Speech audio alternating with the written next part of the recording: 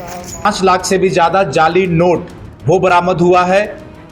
1 लाख से ज्यादा नगद कैश बरामद हुआ है। 10 तमंचे इनके पास से मिले हैं। 30 जिंदा कारतूस मिले हैं। 12 यूज्ड कारतूस मिले हैं। इसके अलावा काफी संख्या में सिम कार्ड, लैपटॉप वो बरामद हुआ है। इनके पास से 4 सुतली बम भी बरामद हुआ है।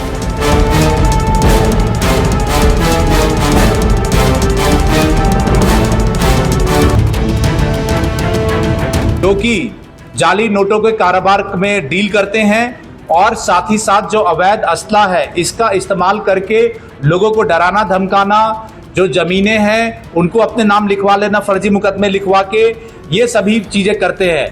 इनके पास से नेपाल की भी करेंसी मिली है और नेपाल में भी इनके आवागमन की इनकी सूचना प्राप्त हुई है।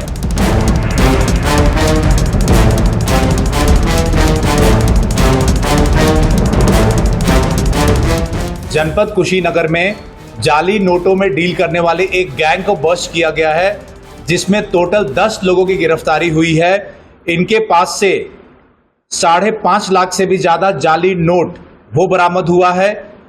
1 लाख से ज्यादा नगद कैश बरामद हुआ है। 10 तमंचे इनके पास से मिले हैं। 30 जिंदा कारतूस मिले हैं। 12 यूज्ड कारतूस मिले हैं। इसके अलावा काफी संख्या में सिम कार्ड, लैपटॉप वो बरामद हुआ है। इनके पास से 4 सुतली बम भी बरामद हुआ है।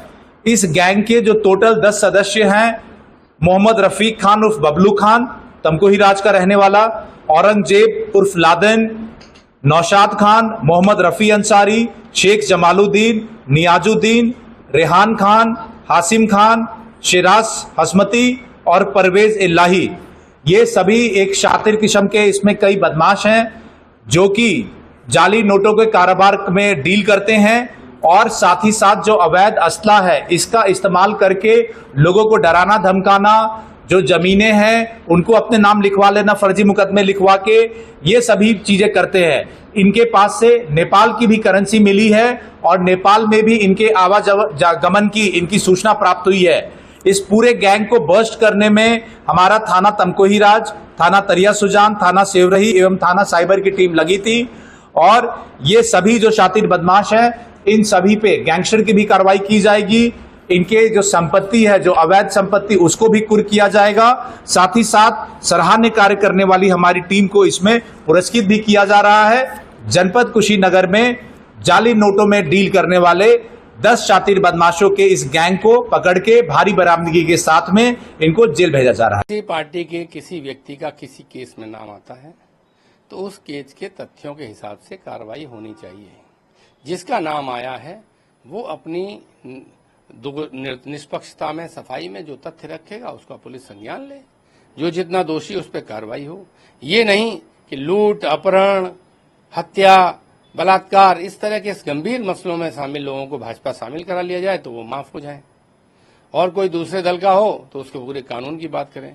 कानून को अपना काम करना चाहिए, जिसका जितना गलती है उस पर उतनी कार्रवाई होनी चाहिए और जांच होनी चाहिए। और हम लोग भी उन्हीं विषयों पे मांग उठाते हैं जहां हमको सूचना होती है कि गलत कार्रवाई हो रही है। इस केस के तथ्यों का भी हम लोग पता करेंगे और उसके बाद जैसा होगा वैसा अपना बयान जारी करेंगे। सर, कई नामी आरोपी को मार गिराया गया। पुलिस अपना काम प्रोफेशनली करती रहती है। बहुत सारी घटनाएं होती हैं।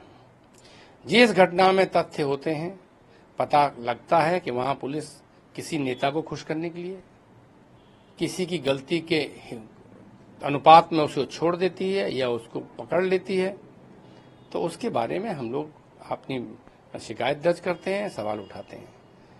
जब कोई ऐसा विषय सामने आएगा जिसमें पुलिस ने जाति के हिसाब से, राजनीतिक नेता आकाओं को खुश करने के लिए अगर कोई कार्रवाई की है तो उसका विरोध किया है और किया जाएगा। वरना पुलिस को कौन हतोत्साहित करना चाहता है? पुलिस का काम है लॉ एंड ऑर्डर मेंटेन करना। वो जब तक अच्छा काम करते हैं हम लोग भी उन्हें प्रोत्साहित करते हैं। कोई किसी केस का आरोपी हो, उसको सजा देना कोर्ट का काम है, दिलाना प्रशासन सरकार का काम है। अगर किसी की भी हत्या होती है तो उसमें 10 तरह के सवाल उठते हैं। हत्या की गई, कराई गई, किसी ने अपने बचने को कराई, किसी ने अपने किस उद्देश्य से कराई। पुलिस कस्टडी में हत्या सबसे बड़ा अपराध है। क्योंकि अगर पुलिस कस्टडी में हत्या होगी और पुलिस पे ही लोगों को भरोसा नहीं रहेगा कि इनकी कस्टडी में भी कोई सेफ नहीं है, तो फिर ऐसे पुलिस प्रशासन में सरकार और पुलिस का क्या इकबाल रहेगा। इसलिए हत्या करने का किसी को अपराध नहीं है, अधिकार नहीं है। हत्या हुई है तो उसकी जांच होनी चाहिए और दोषियों को सजा मिलनी चाहिए। सर बेंगलुरु कटा हुआ शव मिला है, पुलिस अमानवीय घटना है, अमानवीय घटना है। कड़ी से कड़ी सजा इस तरह के अपराध करने वालों को मिलनी चाहिए। मानसिक रूप से विकृत व्यक्ति ही ऐसी हरकतें कर सकता है। ये अमानवीय है, सोचने के लोगों की सोच से बिल्कुल विपरीत है। इसलिए इस पर जितनी कठोर कार्रवाई हो वो होनी चाहिए। सर चुनाव को लेकर क्या कुछ तैयारियां हैं इंडिया गठबंधन और पीडीए की? इंडिया गठबंधन और समाजवादी पार्टी की विशेष तौर से अपनी तैयारियां चल रही हैं। विपक्षियों की भी तैयारियां चल रही हैं। वहां सरकारी कर्मचारी तैयारी कर रहे हैं, यहाँ हमारे कार्यकर्ता तैयारी कर रहे हैं। और मुझे लगता है कि लोकतंत्र में जनता ही जीतती है, इसलिए भरोसा है कि कार्यकर्ताओं की जीत होगी। हर मामले में सपा नेता क्यों आ रहे हैं? अयोध्या में रेप कांड में सपा नेता, कन्नौज में रेप कांड में सपा नेता, मऊ के रेप कांड में सपा नेता, अब नकली नोट वाले में भी सपा नेता। हर काम सपा नेता करते हैं। दुर्भाग्य है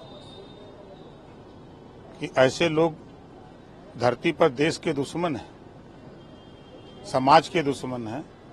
इन लोगों को तो तत्काल गिरफ्तार करके इनको सीधे जेल में भेजने की जमानत नहीं होनी चाहिए ऐसे लोगों की।